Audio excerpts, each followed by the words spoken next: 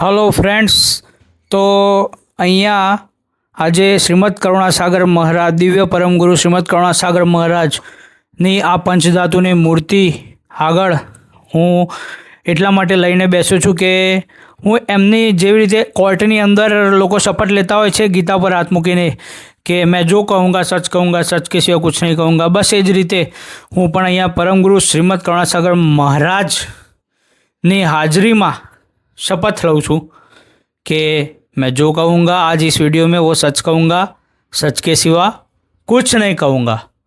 Okay, तो सौ प्रथम આપણે શરૂઆત કરીએ આપણા સિદ્ધાંતથી કે પરમ ગુરુએ શું અલગ આપ્યું છે સનાતન ધર્મ વિશે અને પરમ ગુરુ શ્રીમદ કરુણાસાગર મહારાજના કેટલા અથાગ પ્રયાસો રહ્યા છે આપણા સનાતન ધર્મને ટકાવવા અને અપડેટ કરવા માટે।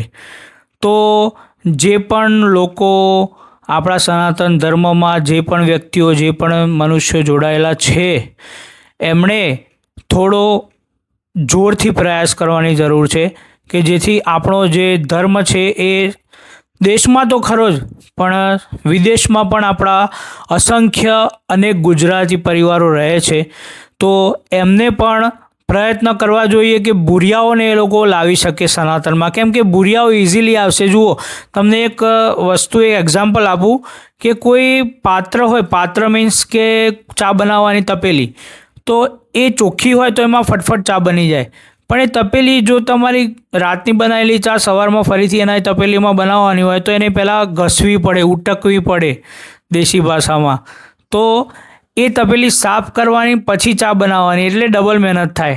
જ્યારે વિદેશી ભક્તો ફોરેનર જે અંગ્રેજો સ્પેશિયલી ભૂરિયાઓ એ લોકોને કેવું હોય છે કે એ લોકો ઇઝીલી એક્સેપ્ટ કરી શકે, જો તમે એમને કન્વિનિયન્ટ વાત કરો ને તો એ એટલો પ્રતિકાર ના કરે તમારી વાતનો, એ એમની એક ખાસિયત છે, એક ક્વોલિટી છે, એ હું જાણું છું।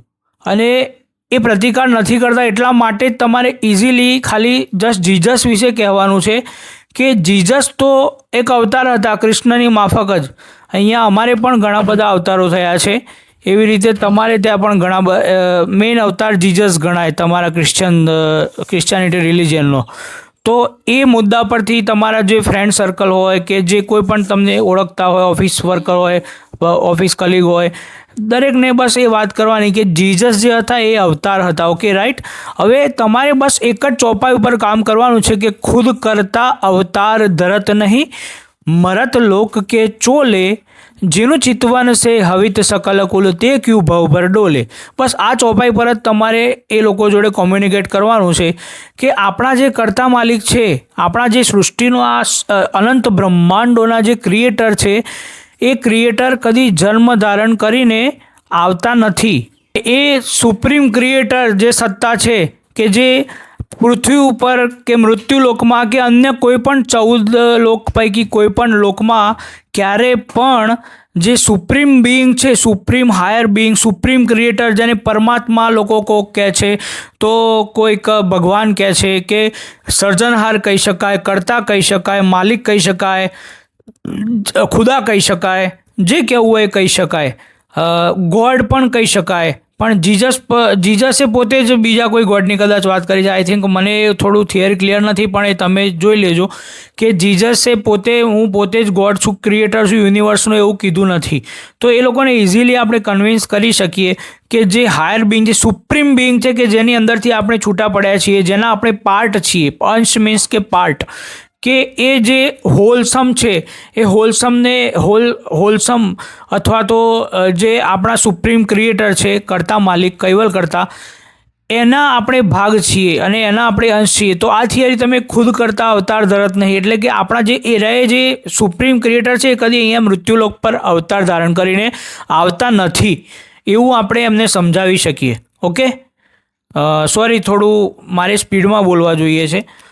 પછી બીજી વાત કે જેનું ચિંતવન છે હવિત સકલ કુલ, એ ચોપાઈની બીજા નંબરની લાઈન છે કે જેના ચિંતવનથી જ, જેના થિંકિંગથી જ બધું પોસિબલ હોય, બધું સંભવ હોય, જેના થિંકિંગથી જ બધું મતલબ થઈ શકતું હોય, એ એવા માલિકને અહીંયા આટાફેરા કરવાની શું જરૂર? એક સિમ્પલ પરમગુરુએ લોજિક આપ્યું કરતા માલિકને ઓળખવા માટે.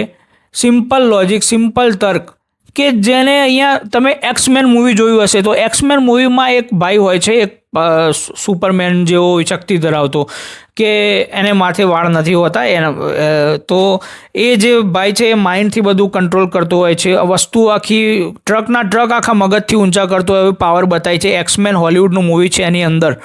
તો બસ આ જ કોન્સેપ્ટ આપણે અહીંયા બતાડવાનો છે કે જેના ચિંતવનથી, એટલે કે જેના માઇન્ડથી, જેના સંકલ્પથી જ બધું સિદ્ધ થતું હોય, સંકલ્પથી જ બધું, જેને આ સંકલ્પથી સમગ્ર સૃષ્ટિનું નિર્માણ કર્યું હોય, જેના સંકલ્પથી જ બધું સંભવ હોય, એને અહીંયા જન્મ ધારણ કરીને કોઈ સ્ત્રીના ગર્ભના માધ્યમથી કે કોઈને માતા પિતા બનાવવાની શું જરૂર છે એને?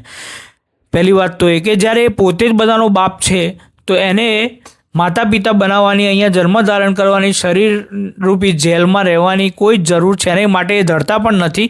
કૈવલ કરતા જે છે એ અજન્મા છે. ઓકે, તો એ બીજી લાઈન તમે એ રીતે સમજાવી શકો તમારી ભાષામાં, ઇંગ્લિશમાં, વોટ તમે ફ્રેન્ચ બોલતા હોય તો ફ્રેન્ચની અંદર પણ સમજાવી શકો, ગુજરાતી, મરાઠી, પારસી, એનીથિંગ. બટ આને કોઈ બાઉન્ડ્રીઝ નથી. આ એક યુનિવર્સલ નોલેજ છે.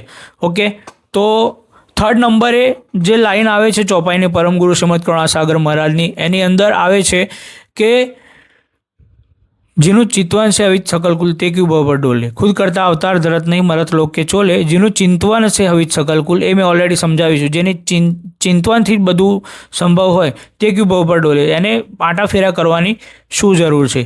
તો મિત્રો, આ રીતે તમે એક ચોપાઈના અભ્યાસ દ્વારા જ ઘણું બધું ગ્રહણ થાય છે આપણા દિવ્ય પરમગુરુ શ્રીમદ કરુણાસાગર મહારાજ શ્રીના સાનિધ્યમાં. અને એમની જે ભાષા વાપરી છે એ સંસ્કૃત નહીં પણ પ્રાકૃત એટલા માટે વાપરી કે જેથી કરીને બધા લોકો એને સમજી શકે. સંસ્કૃત ઉપર બ્રાહ્મણોનો એકાધિકાર હતો, એકાધિકાર એ પરમગુરુએ રાખ્યો નથી. પોતાના 15 18 ગ્રંથો પ્રાકૃત ભાષામાં લખાવ્યા છે.